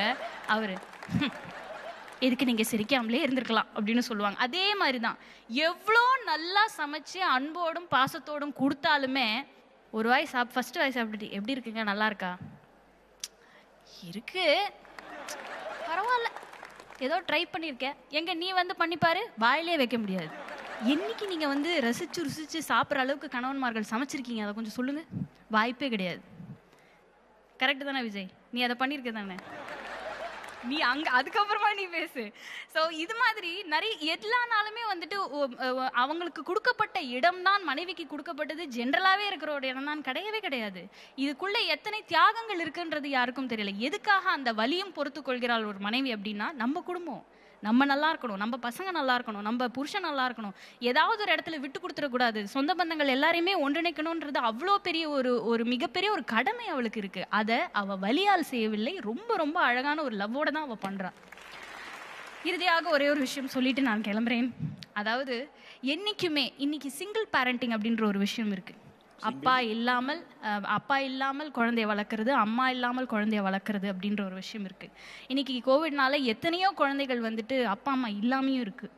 அது ரொம்ப வேதனை தக்கக்கூடிய ஒரு விஷயம். ஆனால் ஒரு விஷயம் மட்டும் நடுவர் அவர்களே, என்னைக்கு இருந்தாலும் ஒரு அப்பா வீட்டில் இல்லைன்னா அந்த ஒரு வெற்றிடத்தை ஒரு அம்மா கண்டிப்பாக வந்து சரி செய்ய முடியும் அந்த குழந்தைக்கு. ஆனால் ஒரு அம்மா இல்லைன்னா, மனைவி அந்த இடத்துல இல்லைன்னா ரொம்ப ரொம்ப கஷ்டம். அந்த வெற்றிடத்தை ஒரு ஆண்மகனால் என்றைக்குமே வந்து அதை நிரப்பவே முடியாது. ராஜகிரண் சார் சொன்ன மாதிரி தான், புள்ள போனால் சொல்லு போச்சு, மனைவி போனால் சகலமும் போச்சுன்றது தான். மனைவி இல்லாமல் அவளுடைய எந்த ஒரு ஆண்மகனுடைய வாழ்க்கையிலையும் நிச்சயமாக நிரந்தரமான ஒரு சந்தோஷம் கண்டிப்பாக கிடையவே கிடையாது. அதனால் லாக்டவுன் சமயத்தில் ரொம்ப ரொம்ப பொறுப்பாகவும் சரி, ரொம்ப கஷ்டப்பட்டும் சரி, எந்த நேரத்துலையுமே ஒரு ரெஸ்ட்டே கொடுக்காம அவ்வளோ தூரம் அதை வந்து மனசில் ஒரு மிகப்பெரிய ஒரு பாரமாக இல்லாமல் கணவன்மார்கள் அத்தனை பேரையுமே வந்து ரொம்ப ரொம்ப ரொம்ப அவங்கவுங்க வீட்டு ஆளுங்களெல்லாம் சாட்டிஸ்ஃபை பண்ணி இந்த லாக்டவுனையும் கடந்து போக வச்சது கண்டிப்பாக வந்து மனைவிகள் தான். வாய்ப்பளித்த ஜீ தமிழ் தொலைக்காட்சிக்கும் எங்களுடைய நடுவர் அவர்களுக்கும் நன்றி. ஒரு உள்ளத்தை தொடுகிற மாதிரி அவர்கள் ஹாசினி பேசினாங்க. ஒரு கணவன் இல்லாவிட்டால் மனைவி அதை இட்டு நிரப்ப முடியும். ஆனால் மனைவி இழந்து விட்டால் அதை இட்டு நிரப்ப யாராலும் முடியாதுன்னு சொன்னது எல்லோருடைய உள்ளத்தையும் தொட்டிருக்கிறது. ஒரு பழைய பாட்டே உண்டு, ஒரு தந்தை போய்விட்டார் என்றால் கல்வி போய்விடும் குழந்தைக்கு, தாய் போய்விட்டாள் என்றால் அறுசுவை உணவு போய்விடும், உடன் பிறந்தவன் போய்விட்டான் என்றால் தோள் வலி போய்விடும், மனைவி போய்விட்டாள் என்றால் பொற்றாலி போய்விட்டால் எல்லாம் போய்விடும் என்று ஒரு பழைய பாட்டு. அதை ரொம்ப அழகா சொன்ன ஹாசினிக்கு என்னுடைய வாழ்த்துக்கள். முதல் நிகழ்ச்சியிலேயே முத்திரை பதித்திருக்கிறீர்கள். அடுத்து கணவன் அணியில் பேசுவதற்கு தம்பி டேனியல் வருகிறார். அலை கடல் என திறன் இருக்கும் சான்றோர் பெருமக்களே, அப்படிதான் சொல்லணும். இந்த அவையின் தலைவர் அவர்களே, சேர் காலியாக கடகன்னு உட்காந்து எதிரணி அவர்களே, வெற்றி வாகையை பாக்கெட்டில் வச்சு உட்காந்துருக்கும் எங்க அணி அவர்களுக்கும் இந்த இனிய பொன்னாளில் ஒரு வணக்கத்தை தெரிவிப்பது ரொம்ப மகிழ்ச்சியாக இருக்குது. லாக்டவுனில் யார் செம்மையாக டார்ச்சர் ஆகுதுன்னா, உண்மையில கணவனா மனைவியா? என் மூஞ்ச பதில் தெரியலையா? பசங்க நாங்கள் தான், கணவன் நாங்கள் தான் ரொம்ப பிரச்சனை பண்ணுங்க. லாக்டவுன் டைமில் எல்லாருடைய வாழ்க்கை எப்படி மாறி போச்சு. ஆனால் என் வாழ்க்கை என்னவா மாறி போச்சு தெரியுமா? முறவாசல் செய்கிறது 3 நைட் டின்னர் வரைக்கும் நான் தான் எங்கள் வீட்டில் ஆகி போட்டுக்கணும். அது ஒரு பாராட்டே கிடைக்காது. எதுக்கத்தாலும் சண்டை போட்டுனே பாசறேன் என் பொண்டாட்டி. எதுக்கத்தாலும் சண்டை என் கூட சண்டை போட்டு போர் வச்சுன்னு ஒரு நாள் ஜூம் காலில் எங்கள் ப்ரொடக்ஷன் மேனேஜர் வந்தா அப்புறம் அவரு வச்சு சண்டை போடுறேன் என் பொண்டாட்டி. என்ன நீங்கள் சொல்லி வளர்க்க மாட்டீங்களான்னு, அவரும் என்னை பெற்று வளர்த்துற மாதிரி சொல்லி வளர்க்க மாட்டீங்களா அப்படின்ட்டு. அதுக்கப்புறம் ப்ரொடக்ஷன் மேனேஜர் அவங்க பொண்டாட்டியை விட்டு மேட்டரை சார்ட் அவுட் பண்ணிட்டாப்ல, அது வேற விஷயம். பட் இருந்தாலும் இந்த மாதிரி பிரச்சனை யார் உருவாக்கு? எல்லாருக்கும் இப்படி ஒரு ப்ரொடக்ஷன் மேனேஜர் கிடைக்காது. நன்றி ஐயா. என் வாழ்க்கை வந்து என்னுடைய வாழ்க்கை பாருங்க பொதுமக்களே, இந்த விளக்கு தேய்ச்சி இந்த லாக்டவுன் டைம்ல விளக்கு தேய்ச்சி வந்த பூத மாதிரி ஆகி போச்சு. என் பொண்டாட்டி எதை கேட்டாலும் இது எத்தணுமா அது எத்தணுமா எதனா எத்தணுமாலாம் சொல்லி எனக்கு கண்டிஷன் போட்டு ரொம்ப டார்ச்சர் கொடுத்துட்டா. எனக்கு பாருங்க இந்த செகண்ட் வரைக்கும் என் மொமெண்ட்லாம் அப்படி கைகாலம் நடுங்கி போயிட்டு என் பொண்டாட்டி பற்றி நினச்சேன்னா. லாக்டவுன் டைம்ல நம்ம நிம்மதியாக வீட்டில் டிவி பார்க்கலான்னா ஒன்றுமே விடாது. வீட்டில் எந்த வேலையும் செய்ய விட மாட்டா சார். நிம்மதியாக டிவி பார்க்க விட மாட்டா, நிம்மதியாக யார்கிட்டயும் ஃப்ரெண்ட்ஸ் கூட ஃபோன் பேச விட மாட்டா. ஏன் ஒரு நல்ல துணியை போடலாம் கூட என் பொண்டாட்டி ஒத்துக்க மாட்டா சார். ஃபஸ்ட்டு குக்கிங்கில் ஆரம்பிக்கலான்னு தான் எல்லா கணவன் மாணவர்களுக்கும் குக்கிங்கில் ஸ்டார்டிங் ஸ்டேஜ் என்ன தெரியுமா? இந்த குக்கரில் சோறு வடிக்கிறது தான். குக்கரில் சோறு வடிக்கிறது தான் ஒரு பெரிய டாஸ்க்கு தலைவர். என் பொண்டாட்டி சொன்னான், இது பாரு உனக்கு சமையல்லாம் பெருசாக வராது, நான் சொல்கிறத மட்டும் செய்ய. இந்த குக்கர் நான் வந்து அடுப்பில் வச்சுறேன், ஒரு 8 விசில் வந்தோடனே ஷார்ப்பாக ஆஃப் பண்ணிடும், மறக்காத 8 விசிலுக்கு நீ ஷார்ப்பாக ஆஃப் பண்ணிடும் அப்படின்னா சரி நானும் ஓகேன்னு சொல்லிட்டு பக்கத்துலேயே குக்கர் பக்கத்துலேயே பார்த்துனுக்கிறேன். 1 2 3 எண்ணினே இருக்கிறேன். கரெக்டாக 8 விசில் அடிச்சது தலைவரை. நானும் போய் ஆஃப் பண்ணிட்டேன். உடனே என் பொண்டாட்டி பின்னாடி இருந்து எட்டி ஒன்று எடுக்கிறா, இடுப்பு மேலே ஒதுக்கிறா. என்ன காரியம் பண்ணிட்டேன் நீ? என்னம்மா ஆச்சு, ஏமா அடிக்கிற? தப்பு இல்லை, ஒரு கணவனை மனைவி அடிக்கிறது தப்பு இல்லையா? அடிக்க என்ன காரியம் பண்ணிட்டேன் நீ? குழந்தைக்கு நம்ம எல்லாத்தையும் சாப்பாடு வச்சு சாப்பாடு குழைச்சிட்டேன் அப்படின்னாங்க. என்னம்மா சொல்கிற புரியலையே? 10 விசில் அடிச்சிச்சு நம்ம குக்கரில் அப்படின்னா. இல்லைம்மா 8 விசில் தான் அடிச்சது, நான் கரெக்டாக எண்ணிருந்தேன். போய் சொல்லாத, 10 விசில் அடிச்சது. எம்மா உங்கள் அப்பா அம்மாவில் சத்தியமாக சொல்கிறேன், 8 விசில் நான் ஷார்ப்பாக ஆஃப் பண்ணிட்டேன். நான் போய் சொல்கிறேன்னா இரு அப்படின்னு சொல்லிட்டு அவள் ஃபோனில் இருக்கிற கேமராவில் ஃபோன் எடுத்து காட்டுற தலைவர். நான் குக்கர் பக்கத்து அப்படியே நின்றுக்கிற ஃபுல்லாக வீடியோ எடுத்துக்கிறேன். வீடியோவில் 10 விசில் ஆச்சு, இது உண்மைதான், அது நான் மறந்துட்டு ஏதோ ஞாபகத்தில். பாத்தியா நீ என்கிட்ட போய் சொல்ல, கேமரா கிட்ட போய் சொல்ல முடியாது பாத்தியான்னு சொல்லிட்டு என் பக்கத்தே முதல் நின்று ஃபோட்டோ எடுத்துனுக்கு வீடியோ எடுத்துனுக்குது. அது வந்து ஆஃப் பண்ணணும் தேவையில்ல. ஸோ இப்படி போயிட்டு இருக்க நாட்கள் நடுவில் என் மனைவிக்கு ஒரு ஆசை, என் கணவனை எப்படியாவது ஒரு நல்ல ஹாபியில் இன்வால்வ் பண்ணணும். பொதுவாக இந்த ஹாபின்னா எதை தலைவர் நம்ம சொல்லுவோம்? இந்த ஸ்டாம்ப் கலெக்ஷன் சொல்லுவோம், காயின் கலெக்ஷன் சொல்லுவோம். இந்த மாதிரி ஏதாவது தேவையில்லாத வேலையை செய்யறது தான் ஹாபின்னு சொல்லி நம்ம பரம்பரையாக நம்ம ஃபாலோ பண்ணி வந்துட்டு இருக்கோம். என் பொண்டாட்டி எனக்கு தான் ஹாபி சொல்லி கொடுத்தா, 2 ஹாபி சொல்லி கொடுத்தா. ஃபர்ஸ்ட் ஹாபி என்ன தெரியுமா? பூ கட்டுதல். 2வது ஹாபி என்ன தெரியுமா தலைவரே? Terrace gardening. இந்த பூ கட்டுதலில் நான் பட்ட பாடு எவனுக்குமே வரக்கூடாது தலைவரே. சத்தியமாக ஆம்பளையா போறதா கூட உள்ளே போயிடலாம், டம்மல் ஐயோ வெளியே வரமாட்டேன்னு சொல்லி பயந்து அம்மா வயிற்றுக்குள்ளே போயிடலான்ற ஒரு ஃபீலிங் வந்துச்சு எனக்கு. ஏமா நான் எங்கம்மா போய் பூ கட்ட போகிறேன்? ஆன்லைனில் கிளாஸ் இருக்குது, 15 நாளில் நீ ஃபாஸ்ட்டாக பூ கட்டுருவேன்னு சொல்லிட்டு 600 ரூபாய் தலைவரே. ஆன்லைனில் இதெல்லாமே சொல்லி தரேன். ஐயோ தலைவரே, எங்கள் வீட்டில் வந்தீங்கன்னா இன்னும் நிறைய பார்ப்பீங்க நீங்கள் வேற. ஐயோ ஸோ நானும் இந்த பூ கற்றுன தலைவரை. பூ கட்டிட்டு ஒரு 16வது நாள் எனக்கு சந்தோஷம். என் பொண்டாட்டி சொன்ன மாதிரி ஹாபியில் ஃபஸ்ட்டு சக்ஸஸ் பண்ணிட்டேன் அப்படின்ட்டு பூ எடுத்து போய் காட்டினா அதுலேயும் குறை சொல்கிறேன். என்ன பூ கட்டிடுற? கலக்க இருக்குது, நல்லா நெருக்கமாக கட்டணும். நான் வேணா அடுத்த கிளாஸ் சேர்த்து விட்றேன், அதை நெருக்கமாக கட்டுறது கற்றுக் கொடுப்பாங்கன்னு சொல்லிட்டு இன்னொரு கிளாஸ் சேர்த்து விட்டா தலைவர்.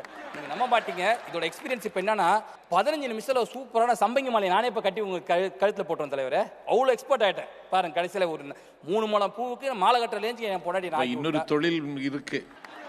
ஆமாம் ஐயோ அடுத்த கொரோனாவில் வேற தொழிலாம் கூட கற்றுக்க போகிறோம் பொழுது பயமாகுது இப்போவே. இந்த முக்கியமாக மனைவிமார்கள் வந்து எங்கே திரும்ப தலைவர் அழிஞ்சு போகிறதுக்கு காரணமே அவங்களோட தோழின்னு ஒரு கேரக்டர் பக்கத்து வீட்லையோ எதிர் வீட்லையோ ஒன்று உட்காந்தே இருக்கும். அது 24 மணி நேரம் அவங்க வீட்டில் என்ன நடக்குதோ தெரியாது, நம்ம வீட்டு செவத்தில் காதை வச்சே ஃபுல் கண்டென்ட் வாங்கிட்டு இருப்பாங்க. அந்த மாதிரி ஒரு அக்கா வந்து என்ன சொன்னாங்க, மா டெனிஷா உன் கை ராசிக்கு நீ விதை போட்டனா ஓன் வளரும், நீ போடுமா அப்படின்னு ஏற்றி விட்டு போயிட்டாங்க. என் பொண்டாட்டி என்ன பண்ணிட்டேன், அந்த மண் வாரி கொட்டுறது சாணி எழுதி போடுறது எல்லா வேலையும் நான் பண்ணிட்டேன். வாடகை வீட்டில் உள்ள வேலை பண்ணுறது ஓனருக்கு இன்னொரு காண்டு, அது இன்னொரு பிரச்சனை. எல்லா வேலையும் பண்ணிட்டு கடைசியில் விதை போடலான்னு கேட்கும்போது ஒரு கப்பு கத்திரி விதை எடுத்துகிட்டு வந்து என் பொண்டாட்டி கொடுத்து இந்த என் கையால் போடுறேன் பாருங்கன்னு சொல்லிட்டு எல்லாத்துலேயும் போட்டாங்க. 30 நாள் இருக்கும் தலைவர். செடி அவ்வளோ அழகாக வந்தது, அவ்வளோ தலை வந்து அவ்வளோ ஃப்ரெஷ்ஷாக இருந்தது. எனக்காக ஒரே சந்தோஷம். பரவாயில்ல, மாடி தோட்டத்துக்கு முன்னாடி நம்மளது காய்கறியை நம்மளே உருவாக்கிட்டோம் அப்படின்னு சொல்லி என் பொண்டாட்டி நான் இப்படிலாம் கை தட்டுனுக்கிறோம். அதில் ஒரு சின்ன டவுட் பாருங்க தலைவர், இந்த 30 நாளில் வளர்ந்த செடியில் ஒரு செடி கூட கத்திரிக்காய் செடி கிடையாது தலைவர். அவன் ஃப்ரெண்டு என்ன விதையை கொடுத்ததில்ல, கத்திரிக்காய் தவிர மிச்சம் எல்லாமே வந்துக்குது. மந்தகாளி வந்துக்குது, உண்டகாய் வந்துக்குது, வாழைத்தண்டுலாம் வந்துக்குது தலைவர். ஒரு செடியில் நெருக்கல என்னடா அது டிஃப்ரெண்டானது பார்ப்ப நினச்சினேன். ஆடா பாயும் ஃப்ரெண்டுன்னு கூட வச்சு சுற்றிங்கிற எப்பேற்பட்ட பவர்ஃபுல் ஆகுது பற்றியா அப்படின்னு சொல்லிட்டு தட்டி விட்டேன். அதோட விட்டேன். சரி ஓகே, ஒரு லாக்டவுனில் நமக்கு பரவாயில்ல, நமக்கு சொந்த காய்கறியை பண்ணிட்டோம் அப்படின்னு சொல்லிட்டு கொஞ்சம் சந்தோஷமாக இருந்தது. பொதுவாக அந்த கணவன் மனைவிக்குள்ளே என்னதான் பாசம் தானே தலைவரே. முக்கியமாக என் மனைவி சொல்கிறேன், இதனால அவங்கள வந்து நான் ஏன் இவ்வளோ டார்ச்சர் சொல்கிறேன்னு கேளுங்க. இந்த ஒரு சின்ன சம்பவத்தோட முடிச்சிடறேன் பாருங்களேன். பொதுவாக நமக்கு ஏதாவது தீங்கு வந்தாலும் நம்ம நம்பி வந்தவனுக்கோ இல்லை கூட அவனுக்கு தீங்கு வரக்கூடாதுன்னு நினைக்கிறவன் தான் ஒரு ஆம்பளை. என்னப்பா கரெக்டாக நான் உங்களுக்கே தெரியும், எல்லாரும் ஒரு ஜனரஞ்சமான ஒரு பதிவாக தான். என் பொண்டாட்டிக்கு கொஞ்ச நாளுக்கு முன்னாடி தலைவரே ஃபஸ்ட்டு லாக்டவுனில் வந்து ஏசிம்டமேட்டிக் கொரோனா அப்படின்னு ஒரு விஷயம் வந்தது. அப்போ என்ன பண்ணால் மூக்கில் வந்து அந்த இதெல்லாம் பட்ஸ்லாம் விட்டு பார்த்தாங்க. அப்போ மனைவிக்கு வந்து ஏசிம்டமேட்டிக் இருக்குது, நீங்கள் ஐசோலேட் பண்ணுங்க அப்படின்னு சொல்லிட்டு என் ஒய்ஃபை விட்டாங்க. அப்போ வீட்டில் ஐசோலேட் ஆகும்போது எனக்கு இன்னும் பயம் ஆகி போச்சு. ஐயோ சும்மா இருக்கும்போதே சுலுக்கு எடுத்துருவாளே, இது இன்னும் டேஞ்சரானது நான் யோசிச்சுனே இருக்கிறேன். அவளுக்கு இன்னொரு விஷயம் மண்டையில் ஓடினே இருக்கு. ரொம்ப ஃபீல் பண்ணிட்டு நைட்டு ஒரு 9-10 மணிக்கு என்னை எழுப்பி கேட்குறா, டேனி சொல்லு தங்கம், இல்லை எனக்கு இது மாதிரி ஏசிம்டமேட்டிக் சொல்கிறாங்களே ஏதாவது சீரியஸாக இல்லைம்மா சி அதெல்லாம் ஒன்றும் இருக்காதுமா ஒன்றும் இல்லை நாளைக்கு டெஸ்ட் பண்ணி ஆகணும்னா இல்லைம்மா ஒன்றும் பிரச்சனை இல்லை டெஸ்ட் பண்ணுன்ட்டு காலைல 6 மணிக்கெலாம் என்னை எழுப்பி விட்டா தலைவரை. எனக்கு டவுட்டு இவளுக்கு டெஸ்ட் பண்ணது ஏன் என்ன எழுப்புறா அப்படின்னு சொன்ன மாதிரி தெரிஞ்சுது. 6 மணிக்கு இந்த நகராட்சியில் வந்து டெஸ்ட் பண்ணுவாங்கள்ல அவங்க வந்து என் மூக்கில் ஃபஸ்ட்டு விட்டாங்க தலைவரை. எனக்கு டவுட்டு எதுக்குமா என்ன டெஸ்ட் பண்ண வைக்கிற? இல்லை தங்கம் எனக்கு வந்துருச்சு உங்களுக்கு வந்துச்சுன்னா தப்பு இல்லை ஏதாவது பிரச்சனை ஆகிடும் அதான் உங்களுக்கு டெஸ்ட் பண்ணிக்கிறேன் அப்படின்னும் போது இதெல்லாம் மனைவின்னு சொல்லிட்டு ஃபஸ்ட்டு ஒரு மூக்கு காட்டினாங்க. நகராட்சியில் வந்து பார்த்தாங்க டெஸ்ட் பண்ணாங்க நாளைக்கு ரிசல்ட் சொல்கிறேன்னு போயிட்டாங்க. கொஞ்சம் நேரம் கழிச்சு இல்லை நகராட்சி டவுட்டாக இருக்குது நம்ம ஃபேமிலி டாக்டர் கூப்பிட்டு டெஸ்ட் பண்ணணும்னு சொல்லிட்டு அவர் ஒரு 11 மணிக்கு வர வச்சிட்டா. அவர் இந்த மூக்கில் விட்டுட்டு தொண்டைக்குள்ளே இதெல்லாம் விட்டுட்டு செக் பண்ணிட்டு நான் நாளைக்கு சொல்கிறேங்க ரிசல்ட்டுன்னு. அது பொறுக்காமல் 2 மணிக்கு இன்னொருத்தருக்கு ஃபோன் பண்ணுறா. யாருன்னா நம்ம இந்த பார்க்லாம் இருக்கும்ல வீட்டுக்கிட்ட பார்க்கில் வந்து இவங்க கார்பரேஷன் போட்டிருப்பாங்க அதில் என்னை கூட்டு போய் செக் பண்ணுறான். கேம்பில் போய் செக் பண்ணுறான். இப்படி செக் பண்ணி தலைவரை நம்ப மாட்டீங்க கொரோனா தவிர முக்கால்வாசி வியாதி எனக்கு வந்து தலைவரை.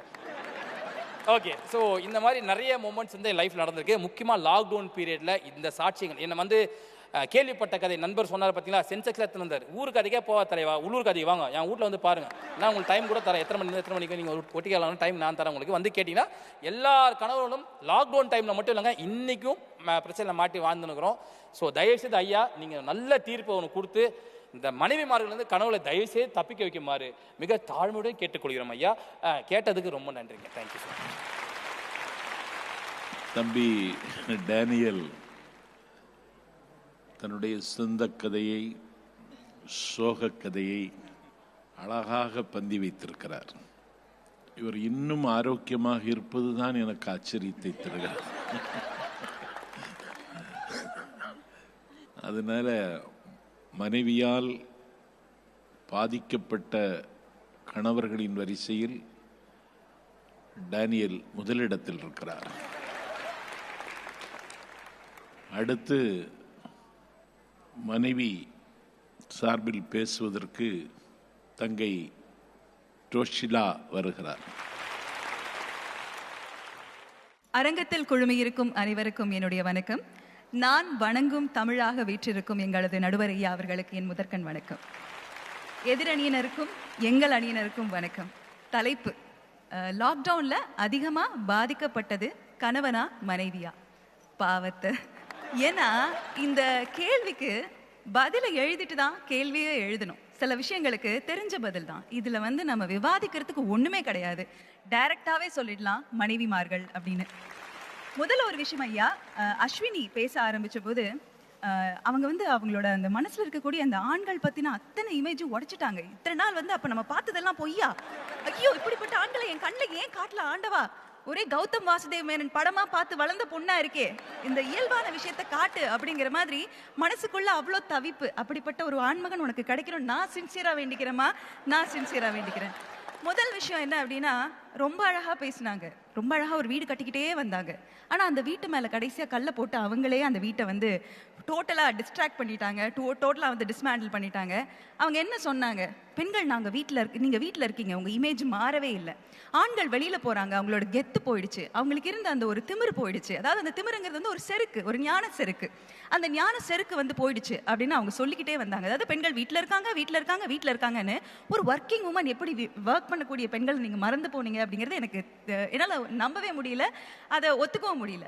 எவ்வளவோ பெண்கள் வீட்டில் இருந்து எவ்வளவோ வேலைகளை பார்த்துக்கிட்டு, தன்னோட வேலையும் பார்த்துக்கிட்டு, வீட்டையும் நிர்வகிச்சுக்கிட்டு, கணவனுக்கு கெத்தே போனாலும் அம்மாவுக்கு ஃபோன் பண்ணி அவருக்கு வேலை இல்லை பட் பரவாயில்ல நாங்கள் சமாளிச்சுக்கிறோம் அப்படின்னு ரொம்ப மெதுவாக தன்னோட கவலைகளை டைரக்டாக சொல்லாமல் அப்பா கிட்ட இருந்து உதவி வாங்கி கொடுத்த மனைவிகள் எவ்வளோ பேர் இருக்காங்க. ஸோ எல்லா இடத்துலையும் அவள் கணவனோட இமேஜ் விட்டு கொடுக்கக்கூடாது, அதே சமயத்தில் தன்னோட ஒரு ஸ்பேஸை விட்டு கொடுக்கக்கூடாது, தன்னோட வேலையை விட்டு கொடுக்கக்கூடாதுன்னு குடும்பத்தை பற்றி யோசிக்கக்கூடிய பெண்களுக்கு மன அழுத்தம் ரொம்ப ரொம்ப அதிகம். அதே மாதிரி அஸ்வினி சொன்னாங்க, அரசனா இருந்தவரை ஆண்டி ஆக்கி விட்டார்கள். உண்மைதாம்மா, 100% ஒத்துக்கிறேன். எப்படி வந்து இந்த ஒரு தாட் உனக்கு வந்துச்சுன்னு எனக்கு தெரியல, அதுவும் உனக்கு கல்யாணம் ஆகலை, எப்படி தோணுச்சுன்னு எனக்கு சத்தியமா தெரியல. அரசனா இருந்தவர்கள் ஆண்டியாகத்தான் ஆகிவிட்டார்கள். ஏன்னா பசங்க ஆன்லைன் கிளாஸ் படிக்கும் போது கிங்கினி மிங்கினின்னு அந்த பக்கமும் இந்த பக்கமும் சுத்திட்டு இருந்தவர்கள் ஆண்கள்.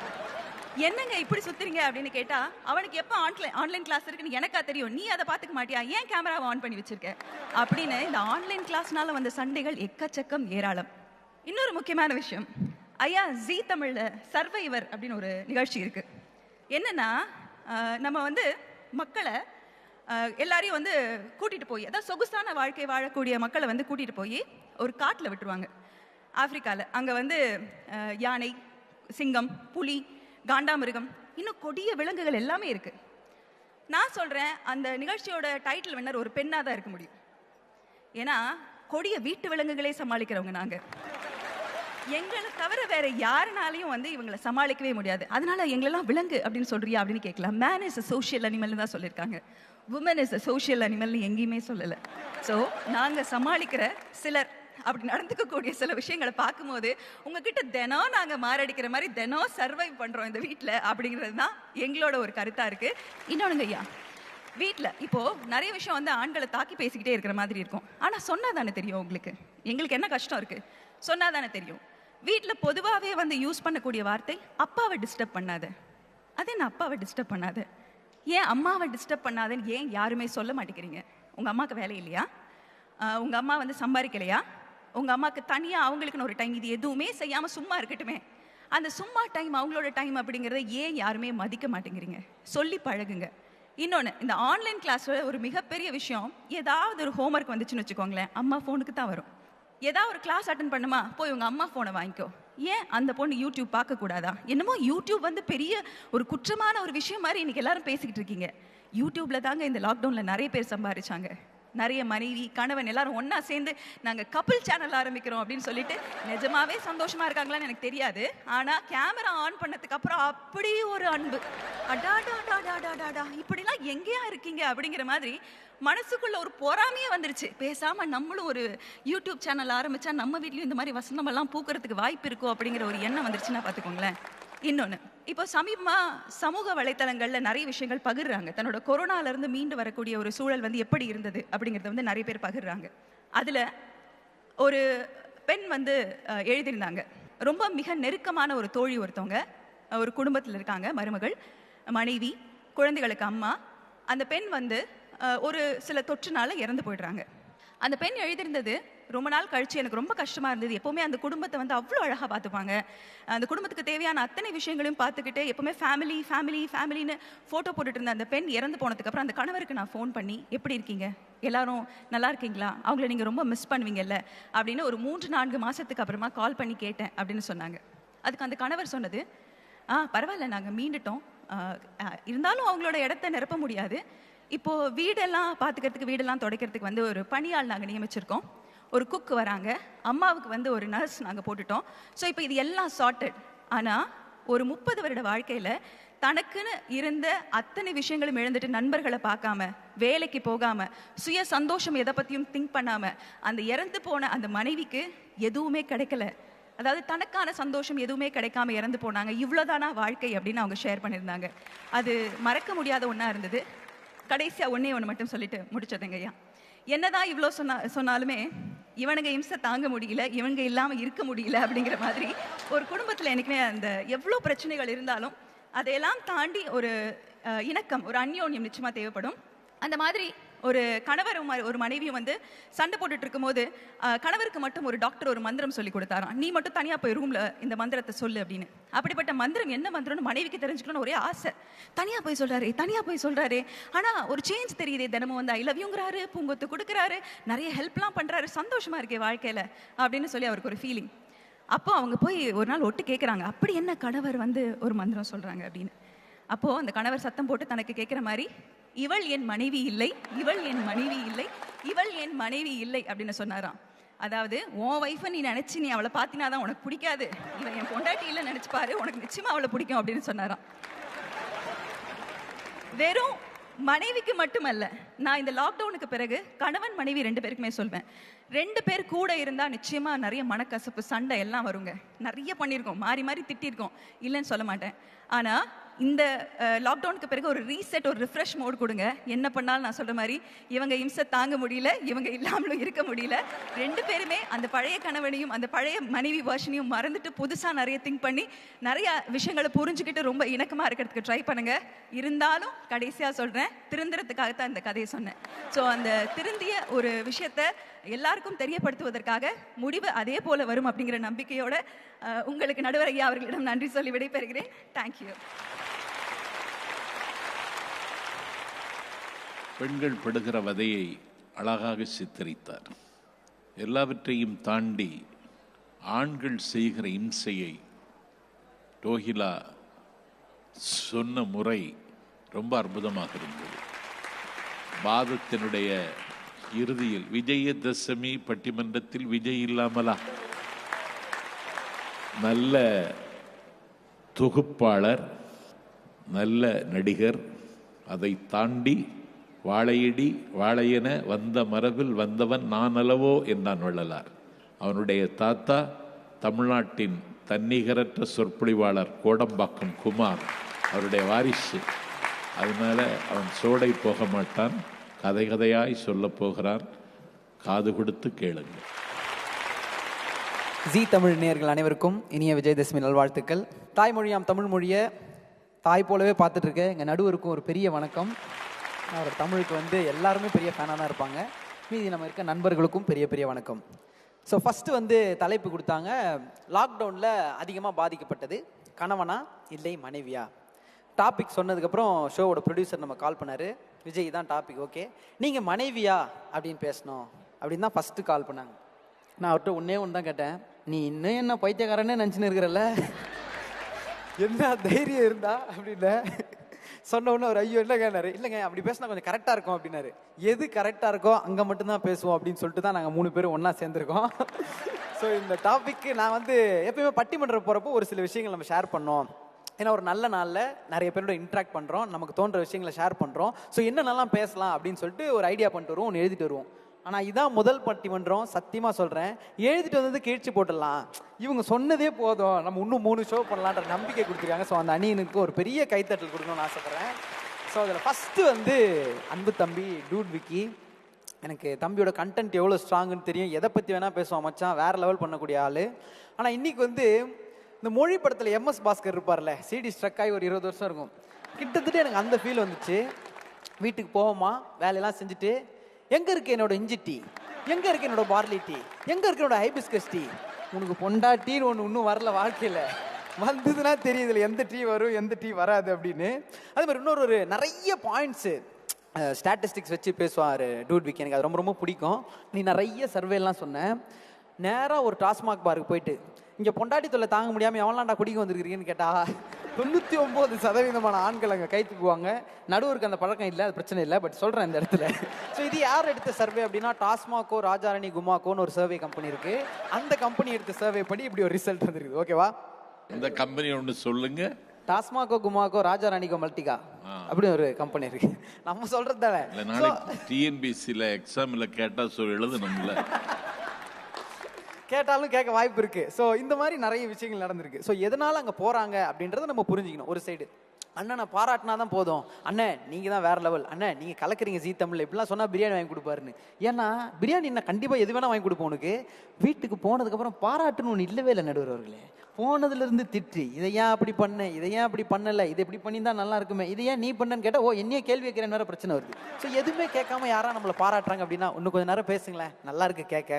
ஒரு நல்ல FM நமக்கு பிடிச்ச பாட்டு வந்தால் எப்படி இன்னும் 2 நிமிஷம் கேட்கணும்னு தோணுமோ, யார் பாராட்டினாலும் கல்யாணத்துக்கு அப்புறம் அப்பா இன்னும் கொஞ்சம் நேரம் பாராட்டுறா, நல்லா இருக்கு இந்த ஃபீலிங், அந்த ஒரு மோடுக்கு போயிருக்கு. அதனால தான் நான் சொல்கிறேன், நீ பாராட்டினா உனக்கு பிரியாணி இன்னும் ஈஸியாக வீடு கூட வாங்கி தருவேன் எனக்கு காசு வந்ததுனான்றேன்.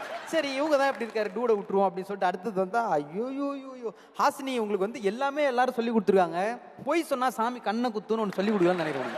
ஏன்னா ஏதாவது ஒன்றாவது உண்மை இருந்தால் சரி சூப்பர்ப்பா இந்த பாயிண்ட் நம்ம கைத்தட்டலாம் தோணும். சொல்றது எல்லாமே போய் நமக்கு அப்படியே ஷாக் ஆகினே வருது. டிவியில் ஒரு நியூஸ் ஓடுதான், ஃபோனில் ஒரு நியூஸ் ஓடுதான், அவர் 2 சேனல்லையும் பார்க்க போடுறான். உன்னை பார்க்கவே முடியலன்றதுனால தான் அவர் 3 சேனல் வச்சு பார்த்துட்டு இருக்காரு. ஏன்னா நீ பண்ணுற லாக்டவுன் அட்டகாசங்கள் அப்படி இருக்குது. அதுக்கப்புறம் வந்தவங்க தான் நல்ல வாய்ஸ், நல்ல குணம், நல்ல மாடுலேஷன், கண்டென்ட் மட்டும் ஃபுல்லாக போய் அவங்க தான் டோஷிலா.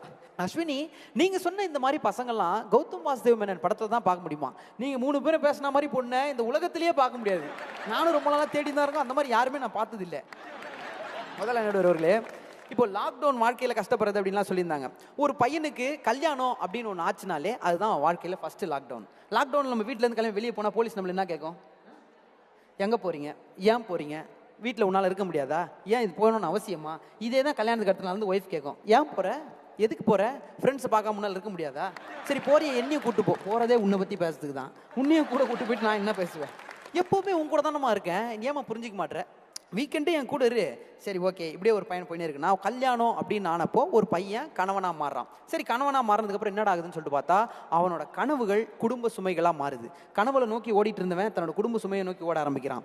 இதுக்கு முன்னாடி சாதிக்கணும்னு நினச்சவன் இப்போ சம்பாதிச்சா போதும்டா, குடும்பத்தை இப்படியாவது ஓட்டிடணும்டா அப்படின்ற பயத்தில் ஓடிட்டு இருக்கான். ஒரு சில பெண்கள் இப்படி ஓடிட்டு இருக்க ஆண்களை டியூட்டி ஓட்டின்னு கஷ்டப்பட்டு ஒரு ஆண்களுக்கு ஒரு சில பெண்கள் என்ன பண்ணுறாங்க அப்படின்னா message, where are you, office முடிஞ்சு வந்து இருக்குமா, ஒரு டியூட்டி 8 மணிக்கே முடிச்சு, மணி 10 இல்லைம்மா ஓட்டி பண்ணேன், ஐ ஃபீல் லோன்லி, ஒரே மெசேஜ்.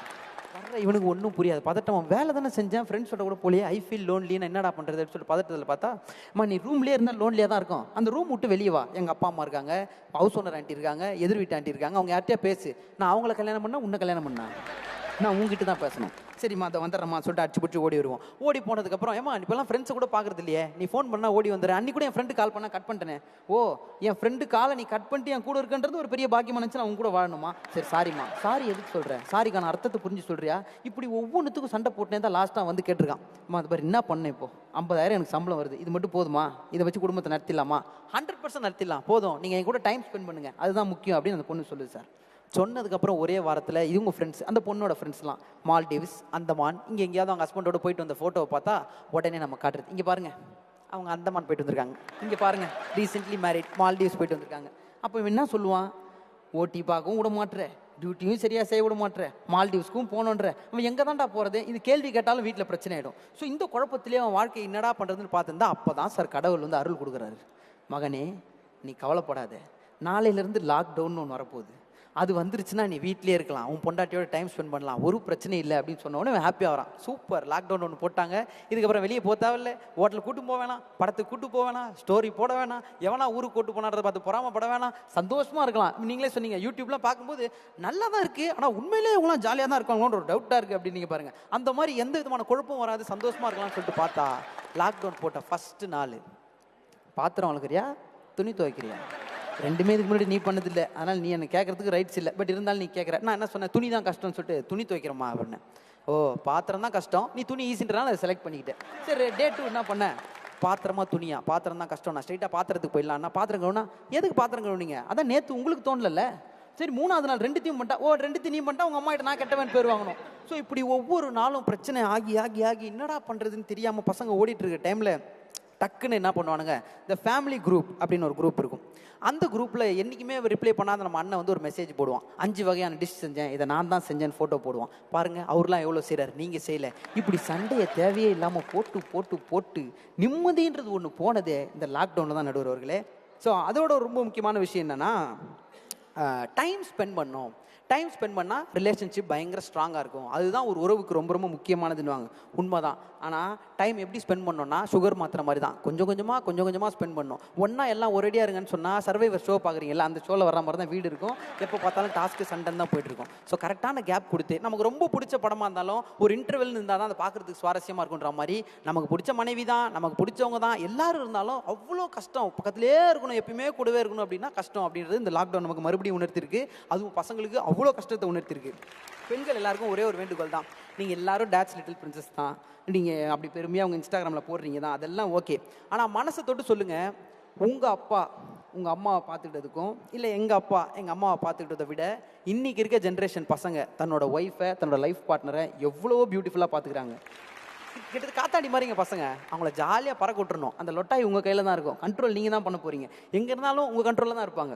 சிங்கம் மாதிரி சுற்றிட்டு இருக்கோம், சிங்கம்னா ஆண் தான் கிடையாது, பெண்ணிலையும் சிங்கம் இருக்குது, சிங்கம் மாதிரி வெளியே ஏரியாவில் சுற்றிட்டு இருக்க பசங்களுக்கு கொஞ்சம் நீங்கள் அன்பு காட்டிங்கன்னா ஹச் டாக் மாதிரி உங்கள் பின்னாடியே வந்துடும். அவங்க எதிர்பார்க்கறதும் இந்த சின்ன ஒரு அன்பு தான். ஸோ இந்த லாக்டவுனில் பெண்களுக்கான ஒரே ஒரு விஷயம் சொல்லணும்னு ஆசைப்பட்றேன். அப்போலாம் சொல்லுவாங்க கல்லானாலும் கலவன், ஃபுல்லுன்ற பாரு, கல்லானாலும் கலவன் ஃபுல்லானாலும் புருஷன், இது அப்போ சொன்னது. கல்லில் அடி வாங்குறவன் தான் கணவன், லைஃப் ஃபுல்லாக அடி வாங்குறவன் தான் புருஷன். அப்படி இருக்கிறத கொஞ்சமாவது மாற்றினீங்கன்னா நல்லா இருக்கும் அப்படின்னு பெண்கள்கிட்ட கேட்டுக்கிறேன். ஆண்களுக்கு ஒன்றே ஒன்று தான் சொல்லணும்னு ஆசைப்பட்றேன், இதை மட்டும் நீங்கள் நல்லா புரிஞ்சுங்க. வெனிலா ஐஸ்கிரீம் வாங்கினோன்னா தேவை கோனு, கல்யாணம் ஒன்று ஆயிடுச்சுன்னா உன் லைஃபே கானு என்று சொல்லி இந்த நல்ல வாய்ப்பை கொடுத்ததுக்கு ஜீ தமிழுக்கும் இந்த விஜயதசமியிலேருந்து கொரோனா அப்படின்ற விஷயத்தை எல்லாத்தையும் நம்ம தாண்டி அடுத்தது லைஃபே சூப்பராக பியூட்டிஃபுல்லாக 4-3-44 கலரில் இருக்குன்ற நம்பிக்கையோட அனைவருக்கும் நன்றி கூறி விடைபெறுகிறேன். நடுவர் அவர்களுக்கும் நன்றி, வணக்கம், தேங்க்யூ. விவாதம் முடிந்து விட்டது, தீர்ப்பு சொல்ல வேண்டும். இந்த தீர்ப்பை எப்படி சொல்லுவது, திகைக்கிறேன், திண்டாடுகிறேன், தவிக்கிறேன், தத்தளிக்கிறேன், தடுமாறுகிறேன். ஆகவே தீர்ப்பை அடுத்த விஜயதசமிக்கு ஒத்திவைக்கிறேன். ஏன்னா யார் பேச்சிலையும் என்னால் குறை காண முடியல. ஒரு குடும்ப வாழ்க்கைக்கு முக்கியம் குறை காணக்கூடாது. கணவன் மனைவியிடத்திலும் மனைவி கணவனிடத்திலும் குறை காணாமல் இருப்பதுதான் குடும்பம். ஆனால் இங்கே 6 பேரும் நல்லா பேசுனாங்க. இன்னைக்கு இந்த லாக்டவுன் என்பது ஒரு பல்கலைக்கழகம் கற்றுத்தராததை இந்த லாக்டவுன் மக்களுக்கு கற்றுத்தந்திருக்கிறது. ஒரு பிராக்டிக்கல் லைஃப், என்ன சிலுவை, எத்தனை சிரமம், எத்தனை பாடு, இனி எதிர்காலத்தில் என்ன வரும், எதையும் தாங்கிக் கொள்ளக்கூடிய ஒரு பேஸ்மெண்ட், ஒரு அடிப்படையை ஒரு நோய் தந்திருக்கிறது. அதுதான் இந்த லாக்டவுன். இதில் கணவன் அதிகம் பாதிக்கப்பட்டானா மனைவி அதிகம் பாதிக்கப்பட்டாளா என்பதை இன்னைக்கு இருக்கிற தலைப்பு. ஒரு எப்போதும் பாதிக்கப்படுகிறவர்கள் மனைவியாகத்தான் இருந்திருக்கிறாள். புராணத்திலையும் அவள் தான் பாதிக்கப்பட்டாள், வரலாற்றிலும் அவள் தான் பாதிக்கப்பட்டாள். இன்னைக்கு என்னாச்சுன்னா, சமையல் பெண்கள் மட்டும்தான் சமைக்கணுமா, ஆண்கள் சமைக்கக்கூடாதா? சமைக்கலாம். ஆண்கள் கும்பலுக்கு சமைக்கலாம், பெண்கள் மட்டும்தான் குடும்பத்துக்கு சமைக்க முடியும். ஆனால் பெண்களினுடைய சுமையை பகிர்ந்து கொள்ளுகிற ஆண்கள் ஒரு குடும்பத்தினுடைய வெற்றிக்கு துணை நிற்கிறார்கள்.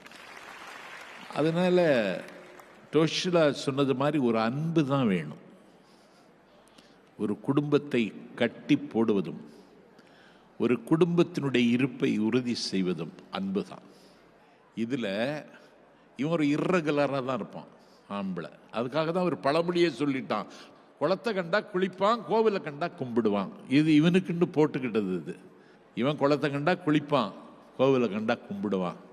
ஆனால் குடும்பத்திற்கு தலைமை தாங்குகிறவள் குளத்தை கண்டா குளிக்கவும் முடியாது, கோவிலை கண்டா கும்பிடவும் முடியாது. அவள் எப்பொழுதும் ஒரு சுமையை சுமந்து கொண்டே இருக்கிறாள். படைக்கிற கடவுள் எப்போதும் பரிபாலிக்க வேண்டும் என்ற கடமை உணர்வோடு இருப்பதைப் போல என்னுடைய தலையில் ஒரு குடும்பம் இருக்கிறதுங்கிற பொறுப்பை இந்த சமூகம் ஒப்புக்கொண்டாலும் ஒப்புக்கொள்ளாவிட்டாலும் அவள்தான் சுமந்து கொண்டிருக்கிறாள். ஆகவே கணவன் ஆற்றுகிற கடமையிலே நான் குறை காணவில்லை. அவன் ஓடுகிறான், ஓடிக்கொண்டே இருக்கிறான். ஓடிக்கொண்டும் தேடிக்கொண்டும் பெருங்கடலில் நீந்தி கொண்டும் இருக்கிற வாழ்க்கை தான் கணவனுடைய வாழ்க்கை. ஆனால் அந்த வாழ்க்கை அவனுக்கு வசமாக வேண்டும் என்றாலும் ஒரு மனைவியினுடைய ஒத்துழைப்பு இல்லாமல் அது சாத்தியமே இல்லை. இதுதான் சத்தியம். ஆகவே பள்ளி தலைமனைத்தும் கோயில் செய்வோம்னா ஒரு குடும்பம் கோவிலாக மாற வேண்டும். அது கணவன் எத்தனை கோடி சம்பாதித்தாலும் வீட்டில் வைக்கிற ரசம் நல்லா இல்லைன்னா ரசாபாசம் ஆயிடும், கூட்டணியே முறிஞ்சிடும், அடுத்த தேர்தல் வந்துடும். அதனால மனமுறிவுக்கு 1000 காரணங்கள் இருக்கின்றன. ஒரு குடும்பத்திற்கு தலைமை தாங்கிறவருடைய சகிப்புத்தன்மை தான் இந்தியா என்கிற ஒரு நாட்டை இன்னும் இயக்கி கொண்டிருக்கிறது. பந்து அவள் மைதானத்தில் தான் இருக்கிறது. நமக்கு ஒரு நாகரிகம், நமக்கு ஒரு பண்பாடு, நமக்கு ஒரு வாழ்க்கை சாத்தியமாகி இருக்கிறது என்றால் அதற்கு பின்னால் ஒரு பெண் தான் அந்த வலியை தாங்கிக் கொள்ளுகிறார்கள் என்பதைத்தான் நான் புரிந்திருக்கிறேன். நாடும் அதுதான் புரிந்திருக்கும் என்று நம்புகிறேன். ஆகவே லாக்டவுன் வாழ்க்கையில் அதிகம் துன்பத்திற்கும் துயரத்திற்கும் ஆளானவள் கணவனா மனைவியா என்று கேட்டால் மனைவிதான் என்று தீர்ப்பு வழங்கி இந்த மகத்தான வாய்ப்பிற்கு நன்றி சொல்லி கடைசி வரை இந்த பட்டிமன்றத்தை காத்திருந்து கேட்ட உங்கள் கால் மலரில் என்னுடைய கண் மலரை வைத்து இப்போது கிடைத்த வாய்ப்பு இனி எப்போது கிடைக்கும், அப்போது எப்போது வரும் என்ற கவலையில் இப்போது உங்களிடமிருந்து விடைபெறுகிறோம். நன்றி, வணக்கம்.